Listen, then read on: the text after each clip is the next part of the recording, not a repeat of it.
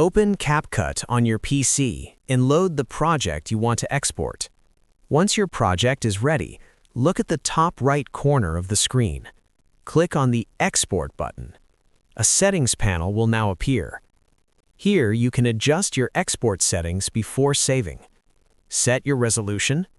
1080p works great for most videos. Set your frame rate, 30 FPS or 60 FPS depending on your preference. You can also adjust the bit rate for better video quality. Once everything looks good, click Export. Wait for the process to complete. This may take a few seconds or minutes depending on your video length. Once it's done, your video will be saved to your PC automatically. That's it. Your CapCut project is now exported and ready to upload anywhere you want. If this helped, drop a like and subscribe. Also press the bell icon for more tech tips. Thanks for watching.